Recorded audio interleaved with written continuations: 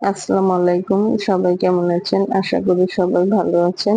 এই যে দেখুন এখানে আমি সিম, ফুলকপি, আলু দিয়ে সরপুঁটি মাছ রান্না করেছি। তরকারিটা দেখতে যতটা লোভনীয় লাগতেছে খেতে কিন্তু অনেকটা মজা লাগবে। আমার রেসিপিটি সম্পূর্ণ নতুনদের জন্য। আপনাদের কাছে আমার রেসিপিটি ভালো লাগে অবশ্যই আপনারা আমাকে একটা লাইক দিবেন, আমার চ্যানেলটি সাবস্ক্রাইব করে দিবেন। রেসিপিটি সহজভাবে শেয়ার করার চেষ্টা করেছি। চলুন মূল ভিডিওতে চলে যাই।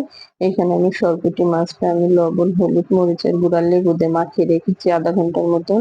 এখানে টমেটো কেটে নিয়েছি, সাথে পেঁয়াজ কেটে নিয়েছি, এখানে সিম, আলু, ফুলকপি কেটে নিয়েছি। এগুলো দিয়ে আমি রান্না করব। মাছটা আমি আগে ভেজে নেব। এই মাছটা ভেজে রান্না করলে খেতে কিন্তু ভালো লাগে। এদিকে চুলায় আমি একটা প্যান বসিয়ে দিয়েছি। প্যানটা গরম হলে এখানে আমি তেল দিয়ে দেব। এই দেখুন তেল দিয়ে দিলাম। তেলটা গরম হলে এখানে আমি মাছগুলো দিয়ে দেব। আসলে এই যে মাছগুলো দিয়ে দিলাম। মাছগুলো খুব একটা কড়া করে ভাজবো না, শক্ত হয়ে যাবে। একবারে হালকা করেও ভাজবো না। মাছটা এই যে দেখুন এভাবে আমি বাদামি কালার করে ভেজে নিয়েছি। মাছের কালারটাও দেখতে সুন্দর লাগতেছে। এভাবে মাছটা ভাজলে মাছ কিন্তু অনেকটা শক্ত হয়ে যায় না। এইরকম করে মাছটা ভাজার চেষ্টা করবেন।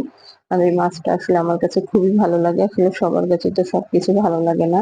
কিন্তু আপনারা এইভাবে একবার হলেও ট্রাই করে দেখবেন। আসলে এভাবে রান্না করে এই মাছটা খেতে কিন্তু অনেক ভালো লাগে। মাছ ভাজার তেলগুলো চুলায় দিয়ে দিলাম। একটা প্যান বসে প্যানের মধ্যে আর পেঁয়াজ দিয়ে দিয়েছি। সাথে আমি আরেকটু তেল দিয়েছি। পেঁয়াজটা যখন আমার হালকা বাদামি কালার হয়ে এসেছে তখন এখানে আমি আদা রসুন বাটা দিয়েছি। আদা রসুন বাটাটা একটু পেঁয়াজের সাথে ভালোভাবে ভেজে নেব যেন একটা কাঁচা গন্ধ থাকে আদা রসুনের চলে যাওয়ার পর। এখানে আমি পানি দিয়েছিলাম মসলাটা কষানোর জন্য। এখানে আমি লবণ দিয়ে দিয়েছি, মরিচের গুঁড়া দিয়ে দিলাম। সবকিছু আসলে পরিমাণ মতো দেওয়ার চেষ্টা করব। হলুদের গুঁড়া দিলাম। হলুদের গুঁড়ার আসলে আপনারা কালারটা বুঝে দিবেন। আমার হলুদের গুঁড়ার কালারটা অনেক, এজন্য আমি অল্প করে দিলাম। এখানে আমি সাথে জিরার গুঁড়া দিলাম। আপনারা জিরা বাটাও দিতে পারেন। আসলে জিরার গুঁড়া দিলে তরকারির স্বাদটা বাটাটা দিলে কিন্তু গুঁড়ার থেকে বেশি স্বাদ লাগে আমার কাছে মনে হয়।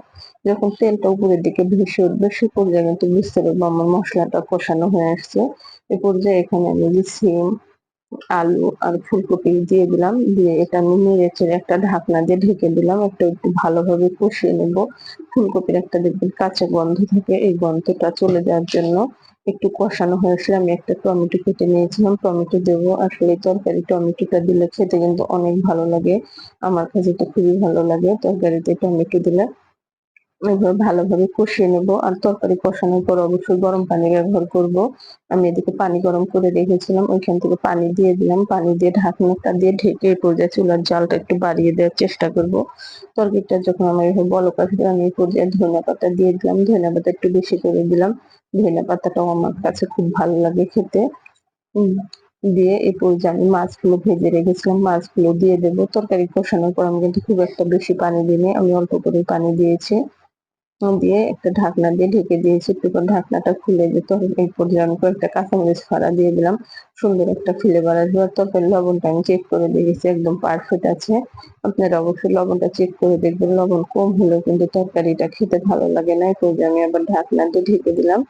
দিয়ে যে দেখুন এই পর্যায়ে তরকারিটা আমার একটু সুন্দর ঘন হয়ে এসছে ঝোলটা।